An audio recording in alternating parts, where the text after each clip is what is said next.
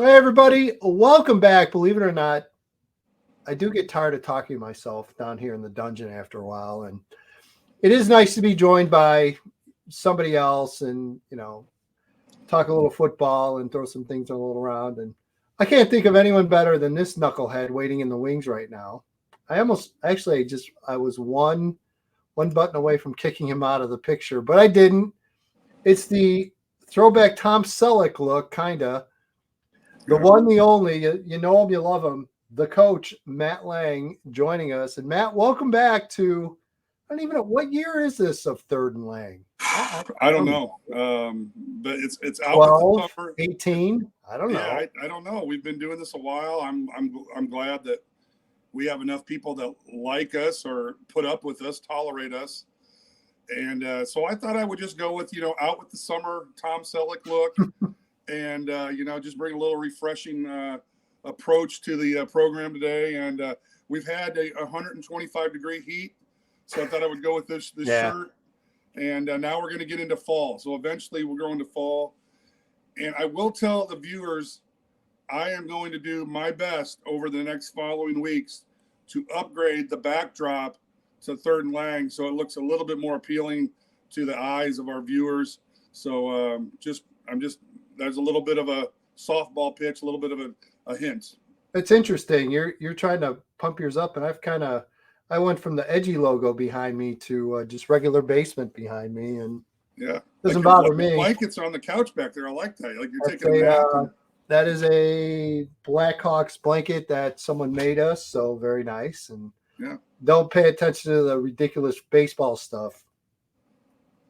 What a year. Don't even want to go there. 100 losses is good. I mean, there we go. 100 losses with 30 more games left. So, not good. All right. You could be embarking on history there, EDGYTIM. Wonder. Just super. This is what I want. So, thrilled to be back, by the way. Thrilled to be back talking football and not baseball and being back. By the way, do you have a sponsorship deal now with Sprite? Or was that I'm sorry. I'm sorry. Oh, don't be sorry. I hope you do. That'd be fantastic. But we're back. We're here talking football. Again, it's preseason. A couple of days. We're 2 days away from kickoff. So again, just very excited to get things rolling. So we're gonna go through some preseason polls and give you some thoughts on 4A through 1A as well as 8A. And as usual, we will be using rankings from NUIC Football. Visit them at nuicfootball.com and at NC or NUIC on X, Twitter, whatever you want to call it. And we appreciate those guys. They do terrific work. If you're looking for really anything on the NUIC or really anything small school football, those guys are all over it. So always very happy to definitely endorse them. And we've got some other friends, and I'm sure we'll talk about and with during the year. I know, Matt, you've already mentioned about lining some people up and bringing in some guests. Yep. Definitely looking forward to diving into that a bit more this year than we have in the past because we obviously have the capabilities now. So, so definitely looking forward to it. As far as storylines, there hasn't been – or there really isn't a ton of major rule changes or, a lot of shuffling. It seems like more of the shuffling happened in the larger classes as far as conferences are concerned. Yep. There's a little bit, and again, it's very fringy for what we cover, but I'm thinking of Central State A to split into two divisions. Yep. I guess we're talking Quincy, Notre Dame, I guess they fall into our realm, and a couple of others. So there's that. There's a few other things. But is there anything off the top of your head that maybe from a bigger picture fans should kind of be aware of and kind of have a heads up on going into the season? Because I'm struggling to come up with anything. Yeah, right. I was struggling too, but I think it's pretty I don't know. I think it's kind of glaring, I think it kind of sticks out. When we think about football right now, we think about the hottest product, and that's coming out next week, and that's going to be the NFL, and everybody's going to get ready. But when we think about like right around here in the Midwest, I think we think about like the big shift in college football, and the big shift in college football is the Big Ten and how it's now coast to coast. And so they do that for a financial reason, for a television reason. Down here in our neck of the woods where I cover, we have had a little bit of a shift, and that is with the Heart of Illinois Conference and the Central Illinois Conference. They have joined to form the Heart of Central Illinois Conference. So with that, you have a 1A, 2A kind of juggernaut. It's really good for the 1A schools, the Fisher, who's still hanging on, the Leroys, the Tuscolas and Gibson Cities are still considered 1A because they're underneath that 300 level. But then you get into those 2A schools like Shelbyville, Eureka, Tri-Valley. That's a big thing for down here. When you get into the other schools, that are pretty, they're pretty solid with their conference, St. Joe and Unity and all those, they don't really have to worry about that. But for us down here, that's a pretty big deal because we still have a lot of small schools that are still holding on. And I think that's one storyline. I think also, too, I think throughout the whole state, again, I don't think I'm really grabbing any straws, but I think from a talent standpoint, I think talent's pretty good. But I've noticed that there is at least down here in the Mount Zion and Dunlap era, there are two monster tight ends that really have kind of stepped up. And so I kind of think, how's football evolved? The tight end position in football is still kind of, a very important position. So that's kind of neat. And then we got some father-son combinations down here too. BJ Zalesnik at Leroy, his son Abe will be a quarterback. And then over in the Jacksonville area, Jacksonville route, Barry Creviston has a really good son playing quarterback over there. I'll talk more about Jacksonville route later because I think they're a team that may be able to throw a couple of left hooks and right hooks at the powerhouse over there in Camp Point. Yeah, I know Coach Levinson since he coached in my area. He coached at Joliet West for a little while. So I've done, and I remember he was at Johnsburg, and so he's definitely been around certainly a lot of different areas for sure. And I've had a little interaction with him, talking about his team and mentioning his son as well. So it's very, very cool.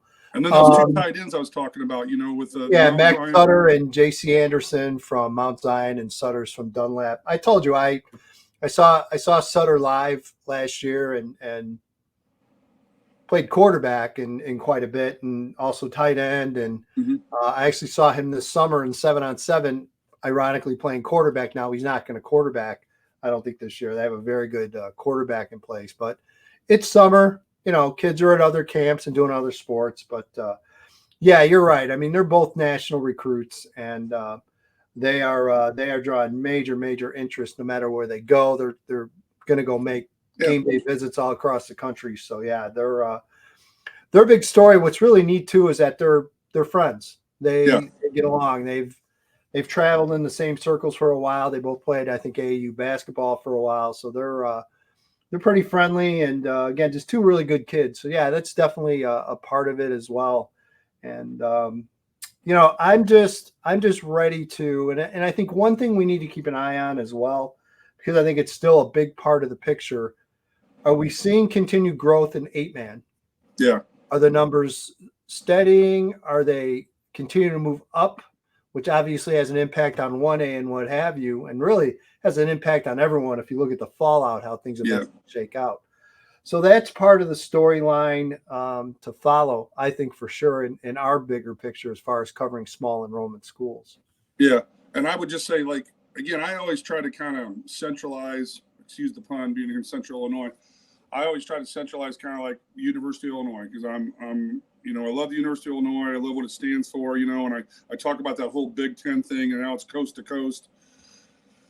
The Big Ten conference is just a really dynamic, crazy thing. So back to what I was talking about, that merging of that conference, it is the small guys still kind of holding on.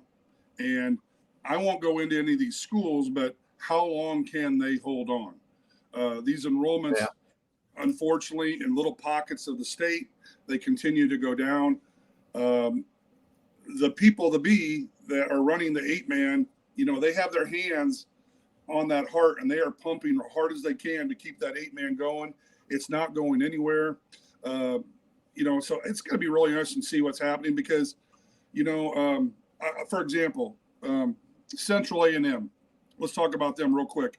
Here's a program that back in the Mark Ramsey day, when they were just running roughshed over everybody, they'd have 80, 90 kids out for football. When they were in the state title game appearance against Lena Winslow a long time ago, up there at DeKalb, they had 50, 60 kids out for football. They have about roughly 32 kids out for football. And, that happens in some of those mediocre kind of small enrollment schools, 200 to 300 kids. I mean, you're still seeing it. I mean, it just is what it is. You'll have a school of 300-400 kids, and they'll have maybe 30, 40 kids out for football. That's still hard to kind of grasp. So is that something that's happening in our culture and our change? You would think football is really exciting, but you know what? There's a lot of other things that are exciting for kids nowadays. And so how are the numbers going to fluctuate? I think it's something we got to keep our eyes on. I got one more for you I'm going to throw at you. And I don't think we've talked about this so far. What has been the thought or the response regarding girls flag football in Central Illinois? I can tell you about that, and I would just go ahead. It is on a serious rise up here in the northern part of the state. A lot of buy-in so far. Well, I would tell you one of the storylines around here is that an area that has kind of gone through the ups and downs of just, I'll call it how it is, just plain living, trying to survive, is Danville, Illinois. Danville, Illinois now has a brand new sports complex. And so they're in the news. I mean, it is a major overhaul of their complex, but they have some limitations on when you're going to go in, where you're going to go out, where the handicap section is. Okay, so why am I bringing this up? Danville's girls are now going to have a flag football. Yep. Football is exciting. It will be an Olympic sport eventually. It is very, very, very, very, very much a part of our American fabric. And I can tell you right now, there's plenty of girls that want to do that. And it's going to happen, I think, everywhere. I think it's going to just blow up. Yeah, I agree. I think the upside is tremendous. And there is some good news because, number one, I just saw this came out the other day. National High School Federation reporting that overall participation numbers for sports and extracurriculars in general are up. They're also up for 11-man football. So nationally, you're seeing, at worst case scenario, a steadying of numbers. In a lot of cases, they're up, which is great. You bring girls flag football into this, you're talking huge enrollment spikes, which I think you're going to continue to see. And Matt, you're creating more football fans. Yeah. That's good for everybody. Well, it's, if you want to get into the psychology of it, it's good for wellness for people. Right. It gives individuals, females and males, an opportunity to do something to enhance and better their life. The IHSA, how they've done this is great because they've shortened that season and they've compacted that season. So it's not going to be, we're not going to be playing flag football into November when we got snow on the ground and icy turfy situations. Right. They've done a good job of just kind of putting the parameters on that and making it very, very, very smart and efficient. And again, this is something we're going to dig into. I'm sure we might bring a guest or two in to talk about it. The one thing I can tell you is that the Chicago Bears have been very involved and very hands-on in the development and the growth of girls flag football. They have brought teams in. I know Danville was part of a tournament that they held, that they brought in teams in from Chicagoland as well as obviously outside of Chicagoland. They were involved in some of the sponsorship and getting a lot of these programs up and running, including uniforms and what have you. So when you get that kind of corporate buy-in to something, things are going to happen pretty quick, and you can definitely tell there's a lot of money and a lot of organization behind this. So it's going to be interesting to watch for sure. All right, let's move on and let's start breaking things down a little bit. I think, what do you want to start? You want to start in 3? You want to start in 8-man? Whatever. We can go 8-man a little bit, All right. So we're going to go 8-man. And again, I am using the 8-man preseason state rankings from NUIC football. So thanks to them. According to NUIC football, Matt, rankings 1 through 10 in 8-man football are as follows. The number 10 ranked team is Pawnee. Number 8 is Milford Cisna Park. I'm sorry if I could speak. That would help. Number 8 is South Fork. 7 is Flanagan. 6 is St. Thomas More. And there he is. Be like Matt Leng. Drink Sprite. See?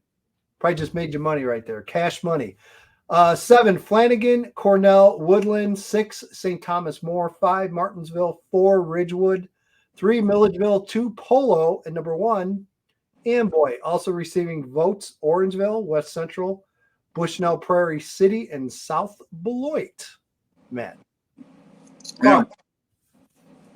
Go ahead. Thoughts? Well, are you going to add something? You want me to go right. No. Well, fire away. Say, South Beloit's in the outskirts of that top 10. Jim Morrow is no longer coaching out South Beloit. He went back to McChesney Park, Harlem to kind of take over and kind of heal and resurrect the McChesney Park, Harlem Huskies in Rockford, Illinois area. So I wanted to throw that out there. Yep. South Beloit will be fine. But if you look up and down that top 10, I mean, you know, Amboy was a roller coaster. I mean, they were like the Oklahoma Sooners, and they just run roughshod over everybody last year. They won that state championship over Pat Elder and Ridgewood. You go up and down that list. St. Thomas More wants a good football tradition. They do good things here in Champaign, Illinois. Flanagan, for the longest time, they were really, really competitive in the mid-state and in the heart of the Illinois Conference, and now they are in 8-man, and they're doing well. Clint Schwartz over at Milford. I went and watched his game last year when they kind of thumped South Beloit. I think he is one of the smarter guys of running and facilitating an 8-man program in the state of Illinois. Martinsville was a sleeper team, that got beat last year by Ridgewood, and Ridgewood advances to the state championship.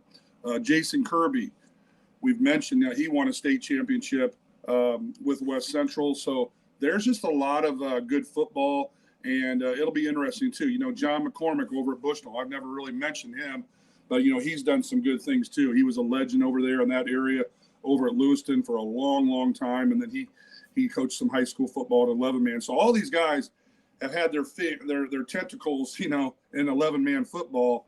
Ball is ball. I asked Jim Morrow today, I go, hey, what's it like going back to 11-man football? He goes, literally, he stole the words from Pat Elder. Ball is ball. And he actually joked around. He goes, I'm just trying to figure out what to do with these 3 extra players. So we'll see what happens. 11-man or 8-man football is good to go. Yeah, I did actually run into Jim in the summer at West Aurora. He had Harlem up there doing a little 7-on-7 stuff, and actually it was a lineman challenge too. So it was good to see him, and definitely encouraged. And again, he's got a nice track record of winning up in that area. So it's again a very familiar place for him as well. All right, let's move on to 1A. And again, these are compliments of NUIC football. Number 1 ranked, well, not a shock. You tip of the hat to the defending state champs, Camp Point Central, the number 1 ranked team. Number 2, Althoff, and boy, we're going to talk about Althoff a lot this year. They're once again kind of reloaded and coming back for more. Lena Winslow at 3. Man, when was the last time we saw Lena Winslow 3 in anything? Yeah. 4, Hope Academy, which, interesting enough, really good week 1 game for Hope. They're taking on Wilmington. In Wilmington. So that's a great challenge for Hope Academy. That should be a pretty good team this year. So again, Hope Academy at 4, Anawan Weathersfield at 5, Morrison at 6, Aurora Christian at 7, 8 is Greenfield Northwest, 9 is Leroy, and 10 Forreston. Whole bunch of others receiving votes. Calhoun, Cesar Valier, Casey Westfield, Fulton, Newman Central Catholic, Rockford Lutheran, Rova, Williamsfield, Hayworth. Shout out to the Matt Troha-led Hayworth team. I'm kidding, but our friend at IHSA. But so there you go. Anything kind of jump out or stick out at you as though in those 1A rankings? A lot of familiar faces, obviously. Yeah, I mean, I think it's a reflection from last year. Hope Academy, I think they did everything they could do to kind of scare and shake up things last year in that game against Lena Winslow. And It took a valiant comeback by Lena to win that game. The Hope Academies and the Bellevilles of the world, they're going to have a say in what goes on in this 1A landscape. It's going to be interesting with Camp Point if they can continue to, fight and scrap over there. I think there's some teams that will challenge them. I think Greenville is one of them in the South. I also think Jacksonville Route is one. That ROVA team that you're talking about, they're in the little Lincoln Trail Conference. So that's kind of combined with the Prairie Land Conference. They have a big opener at home against my former Havana Ducks. Colton Hammond, go Ducks. That should be an interesting game. So, elsewhere in 1A, Anawan Weathersfield continues to do the things that they do. And I said kind of at the beginning of this whole thing, the father-son combos. I've known BJ Zalesnik for a long time. If I can have my little claim to fame and live in the past, some of my incredible, unbelievable moments was I got my Fisher football team to play at the level of the measuring stick. And at that time, the measuring stick was Leroy High School. BJ does a great job, and he has his son, Abe, at quarterback. And for them to get votes and be in the top 10, I think that says a lot about them. They're going to be in that small football conference over there, and it's going to be really interesting to see how that all settles in that conference. Yeah, no doubt about it. Should be fun. I tell you what, we're going to focus, and I know I'm going to put some of this on my own shoulders. I want to talk to someone this year from probably Coach Mallett from Hope Academy. We'll try to bring in here. And then maybe Coach Beebe at Aurora Christian as well. I just think, the majority of draw and the majority of eyeballs in 1A are, let's face it, basically outside of Chicagoland. And I think those groups of fans and those media very seldom get halfway decent information on those schools. So that's going to be my challenge. We're gonna try to reach out and find out more about a couple of those programs and try to get everyone in the loop, as well as obviously others. One more note I want to say about 1A. Yep. Hayworth Hornets, Nate Albaugh is out. Scott Goodard is the new coach. He comes from Bloomington High School, and he brings in a spread attack. Okay, so Hayworth, right on the outskirts of Bloomington Normal, has about 300 kids, right a stone's throw from Leroy. They created and developed into a pretty good wing T football team under Nate. They have very good athletes. Scott is a very good coach. He comes from Bloomington. They were 6-4 at Bloomington last year. And I will tell you this, I think it's going to be interesting in what those athletes do in space. And their home opener is this Friday night against the Fisher Bunnies.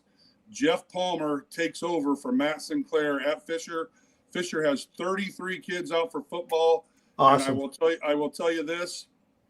I'm very, very proud. And I'm going to quit talking or I'll start crying, because my first offensive lineman that was all-state, Ryan Green, is the defensive coordinator at Fisher. Go Bunnies. Very cool. Very cool. Excellent. All right, let's go. We'll go into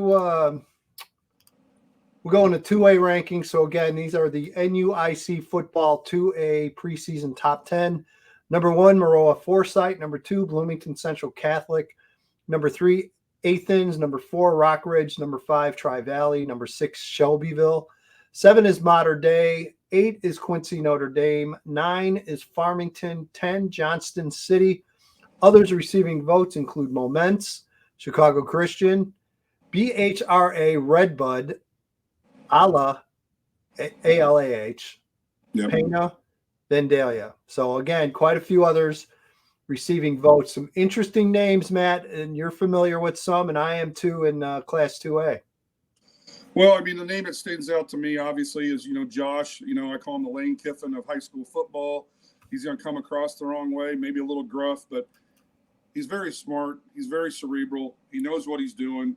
They continue to be dominating in their conference in the upper half, along with Williamsville and now Olympia, in that conference. And Josh does a great job. And the other Josh that I'm very familiar with, they're probably the team to beat in that new conference, the Heart of Illinois, and that's Josh Josh Roop over at Tri-Valley. I mean, they're going to run the ball, but they're also going to throw the ball a little bit too. He's not afraid to kind of spread it out and to do the things he has to do. Sam Graves over at Rockridge continues to do well.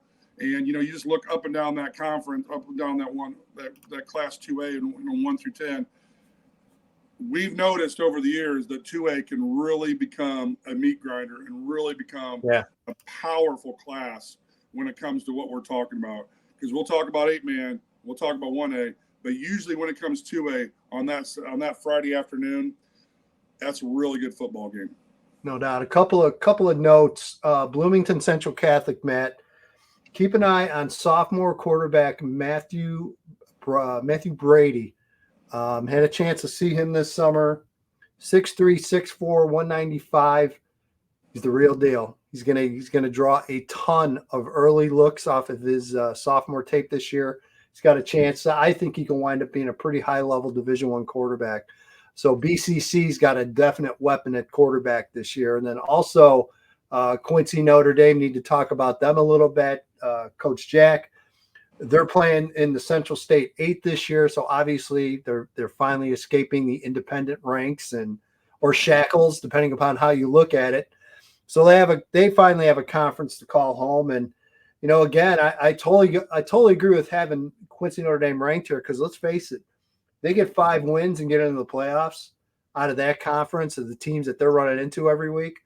They're going to be real dangerous in 2A. So again, some good players as well. I know Wyatt Mueller, his senior kind of safety, and kid's really good athlete, already committed at Illinois State. So yeah, those are 2 teams that certainly are interesting and need to be watched in 2A. I would like to echo your thoughts about Central Catholic. Okay. Here's a team that in that conference, and the conference is slipping my head, I'm sorry, with Monticello and Tolona Unity and Pontiac and, all these teams, St. Joe. I mean, they're going to be battle tested every week. And they always seem to have big kids. They have kids that go to Illinois State. They have kids that go to McHenry. And now they have this, this figure at quarterback, like you're saying, but they have guys up front and they have guys that they can get the ball to. It's going to be interesting to see how they go in that conference, because as we get into 3A, there's a couple of teams in that bracket or that class that I'll talk about that I'm going to watch Friday night. Illinois Prairie, is that the conference? Well, the Illinois Prairie, and it slipped my mind, and you have all these schools. I'd like to send a shout out to Brett Treffren. He is a new coach at Rantoul, obviously trying to take that Rutgers / Temple type of football program at Rantoul and trying to resurrect that. He's the right guy for the right job at the right time at the right place. And I wish him the best of luck. I think he has about 80 kids out for football. I want all my people in Rantoul to do well. Very good. And so we'll move on to 3A, and really not a whole lot of surprises here in the NUIC football 3A top 10. Take a guess who's number 1. Pretty easy. Yeah. Byron's going to be loaded. Interesting enough, number 2, Montini Catholic. So again, it looks like the Broncos have one more year here, I believe, in 3A, and a lot of people expecting big things. I had a chance to see Montini this summer. Got to get caught up with Coach Boo, and there's some real talent there, Matt. He also has a sophomore quarterback, Israel Abrams, 6'4", about 185, 190. Not even sure if he's going to play quarterback, because they have a very, very good senior quarterback returning, but this is a kid, an athlete. I can't imagine him not getting on the field somehow. So Montini's going to be very, very dangerous. Princeton at 3, Wilmington at 4, Roxana at 5, Tolono Unity at 6, Seneca at 7. How about Seneca? Boy, they're tell you what, after last year, great season last year, hopefully on a roll again this year. So that definitely makes things interesting in my kind of area of the world with small school football. 8, Williamsville, always seem to be a usual suspect in the polls here in 3A. 9, Dupec. 10, the Mount Carmel Golden Aces come in at 10. Also receiving votes, DuQuoin, Monmouth, Roseville, Nashville, Stillman Valley, Olympia, Oregon, St. Joe Ogden, Greenville. Your thoughts in 3A, sir? Well, I know in 3A, in our neck of the woods, we talk about Monticello, we talk about Tolona Unity, we talk about St. Joe Ogden. In week 1, I'm going to go watch my friend, one of my best friends, my mentors, the guy that's been important in my life in every aspect, and that's Coley Welder over at Monticello. I'm going to be able to watch him take on St. Joe, and that's going to be a great environment in Monticello. Everybody comes out to the games. It's a great atmosphere. I invite you to come down. I think teams to watch in the upper part of the state, like I think Dixon and Oregon could be teams you could watch. Oregon has a player by the name of Josh Crandall that's going to Illinois State. He's a tight end, defensive end type of kid. Yep. In the NUIC, Lena, Winslow, and Dupek. So Dupek, obviously, you just talked about them. But the bottom line is, like in this world that we talk about, with the Georgia and the Alabamas and whatever, I do the name dropping of the colleges. In 3A, it's 2 teams, and it's 2 teams maybe on another collision course, maybe. And, I know Jeff doesn't want to talk about this because he wants to talk about the process, but Jeff Boyer and Byron have a very good football team. They have the Considine kid. They have the Claunch kid. He's a 4-year starter. He's about 6 foot, 255. Yep. Considine's, 6 foot, 200-pound running back. But I mean, they're loaded. I mean, the Talbert kid was very good for them, and so the bottom line is they kind of had their coming out party last year with the Talbot kid as a freshman quarterback. Now he's a sophomore, but they've had a great offseason. But you know what? There's a lot of teams that have had a great offseasons. And I will tell you this right now, watch out for Williamsville down here in the South and Eric Lyons with Olympia. It's back-to-back quarterfinal appearances. They got knocked out by Roxana. It'll be interesting. I have not talked to Wade DeVries too much, but Roxana, they're going to continue to reload. And I like what Eric is doing with his program. And he's got some young kids. Eric, I'll tell you this right now, and he'll tell you, they have a freshman class that in a few years, watch out for Olympia. If they can continue to build on these back-to-back quarterfinal appearances with that triple option, they're going to be fun to watch. Very good. All right, we'll go into 4A, and of course, I'm going to use my own Class 4A preseason rankings. And Matt, I'll give you a little heads up after we go through it here. So number 1, I've got Rochester ranked the top team in 4A in the preseason. Number 2, IC College Prep at 2, Mount Zion at 3, Morris at 4, St. Viator at 5. That might surprise a few people. Murfreesboro at 6, Wheaton Academy. I had a chance to see Wheaton Academy this summer. Very, very tough. They had a good year last year. I think they're going to be solid again this year. Number 8, St. Lawrence. 9, Richmond Burton. 10, a little bit of a sleeper team here, DePaul Prep out of the near north side of Chicago.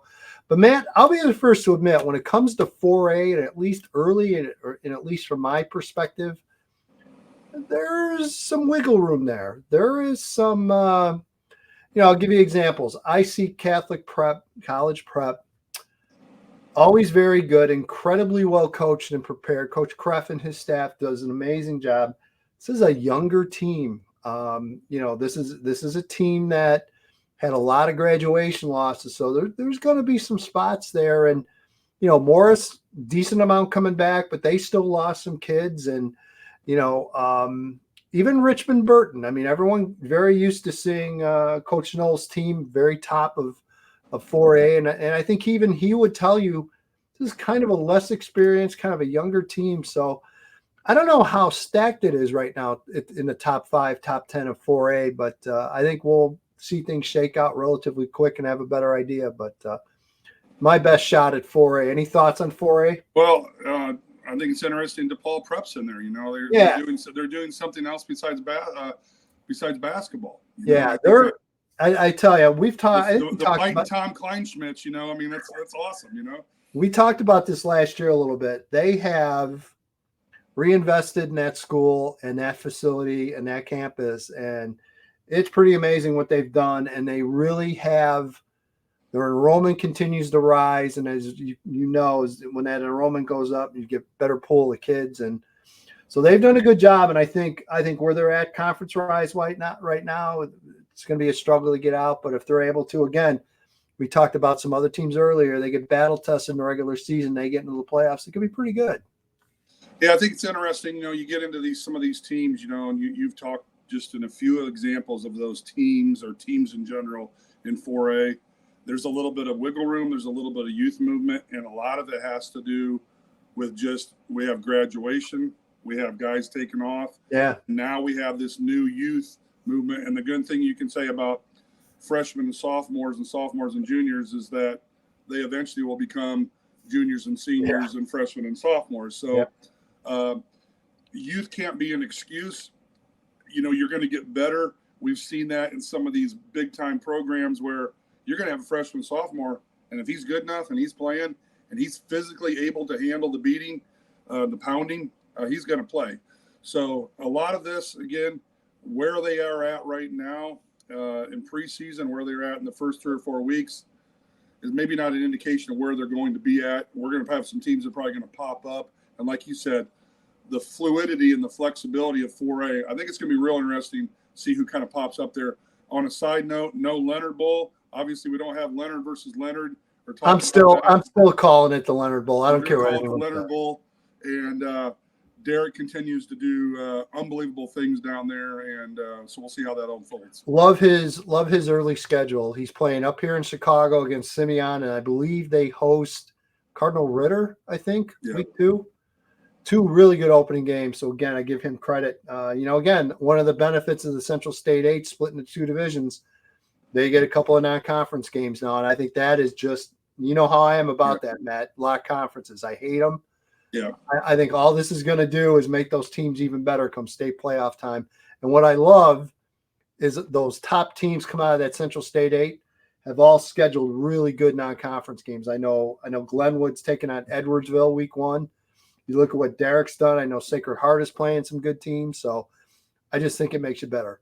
One last issue and question I'm going to give you before we leave here. And this is, we were throwing this around recently in the bigger classes, and in quite a few ways, it kind of shakes out as well to the smaller enrollment schools. How big is the divide now between the power programs and the non-power programs? Because if you look at in let's say 8A in the bigger classes here in Chicago, I mean, you could add a monkey pick. Loyola to be number 1 ranked. Lincoln Way East to be number 2. Mount Carmel, who graduated a bunch from last year, but they just reload, but they're younger, number 3. And then others might have Maine South or Warren or somebody. But it's been just the usual suspects have been so strong in those bigger classes. And then you drop your way down and you look at the Byrons of the world and you look at a handful of others that are always in the mix and are always at the very top. Is that divide larger? Is it going to continue? Or will we hopefully sooner? I don't know, maybe not. Maybe hopefully or not, hopefully sooner rather than later, we see some shakeup. I think we're due for a shakeup myself. I think we're due for a shakeup. I think you could see the shakeup in 3A, 4A, and 5A. Yeah. I think in 1A and 2A and 7A and 8A, you're still going to have that great divide. And I will just tell you this, I'm not saying that there's any slow motion in the Byron motor, but I can guarantee you that if you ask Jeff Boyer and these schools up there in that northern part of the land, every one of them think they can get that motor running. Like the Oregons and the Dixons and the Rochelles, and I don't know, let's name some sleeper. I don't know. We could go on and on and on. There are teams that have had storied football seasons and storied football programs that are just kind of down. I mean, case in point, Oregon, when Coach Bothy coached there, they made it to a state championship, and they were legit for those years. Now they've kind of gone through their cycle. Now they're coming back up. So I think it'll be interesting. I think in 1A, I don't know what's going to happen with 1A and 8-man. I don't know what that is. That shift is going to be. I think in 2A, you could have some teams that are going to show up, a Johnson City or whatever. Look in 3A. Olympia is kind of a team that's on the rise. Roxana, they were nothing until Wade DeVries gets down there. And we could go on and on and on. Yeah. But I think in certain classes, I think there is a big gap. Right. And people in the larger classes are going to point towards Catholic schools and recruiting. Okay. I mean, there's no denying it. There's no denying the fact that, Loyola has over 100 kids on their roster. Matt, how would you have died to coach a team with over 100 kids on a roster? It's crazy. Amazing. So again, but Loyola continues to draw kids that come out and play football. And let's face it, you can only play 11 at a time. Yeah. You got over 100 kids on a roster. There's something that attracts them. Obviously, it's winning's got to be a big part of it, but they're able to continue to keep those programs rolling. Yet, what's interesting, and we talked about this too the other day, Lincoln Way East is a public school. Maine South is a public school. Byron is a public school. There's plenty of public schools that find a way to continue. Muhammad Seymour is a public school, and they got 130 kids out for football. Right, yeah. Maroa Forsyth continue every year to just Farmington has over 100 kids out for football. Right, and they win. So it can be done. And you want to pile on Catholics and privates? Hey, go for it. That's up to you. No problem. They're used to the piling on. They're used to. Oh yeah. But it's just interesting how it's not necessarily just a Catholic school deal with these powers that continue to win year in and year out. So it's to me, it's a very interesting discussion that I think we could have every year. And I don't know if this is the year where we see some shakeup, but as I said, Matt, I think we're due. I think it's coming. Yeah, no, I think over the years we've seen a little bit of a shakeup. We were getting a little like St. Viator from last year. Kind of. I think it's just coming because I think if I had to put on my psychology hat, I just think there's so much more exposure to football. It's so exciting. The technology is incredible. It's off the charts. Which, by the way, now the college kids are going to can have radios in their helmet like the NFL guys do. I mean, it's so what's the word? I guess learnable or teachable or obtainable for Joe Schmoes and for every kid and every coach that I think, it's just exciting. It's exciting to see what's going to happen. And programs are going to be built, like you said. And I can remember this about 4 or 5 years ago, like how hard is it for some of the bottom feeders to just build up to get to the 4 and the 5 and the 6 level, of wins to get into the big dance. Yeah. And we talked about that about 5 years ago, and it's like, it was kind of hard. It's hard. It still is hard. But I think that gap is closing. Yeah, I would tend to agree. All right. Well, hope we gave everyone a little bit something to think about and get ready for kickoff on Friday.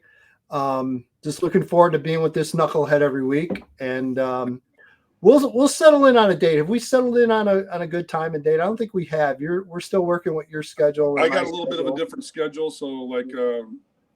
So it'll be out midweek. This week it'll be out on Thursday, but we will. We might do it on Tuesdays and Wednesdays. I'm just going to have to kind of wait and see, and we'll kind of mix it up. And we'll let everybody know. I promise to have the information. I mean, I'm lucky that guys reach back to me via text, via email. Always appreciate the coach's help. No doubt. Nothing has changed, and I'm going to try to doctor up my Hawaiian shirts, go with the Tom Selleck look every once in a while. There you go. So, do half the people watching us know who Tom Selleck is? No, they don't. I know. It's all right. They do not. All it really counts. They do not. I was teaching driver's ed the other day, and the student was moving their hands, and I go, "That's perfect. Exactly how I want it. I want it Karate Kid, wax on, wax off." They had no idea. They had no clue. See, you would think even if they watched the new Netflix series, they might know. No. Not going to happen. Oh, well. All right. That's going to do it. So for Matt Leng, I'm EDGYTIM. Thanks, everybody. Welcome back. Another season of Third and Leng. That guy right there. That guy right there. It's so weird with this thing. All right. We're gonna cut it off, and we will see you next week. And, looking forward to it. Stay tuned, everybody. Thanks for watching. We'll be back next week.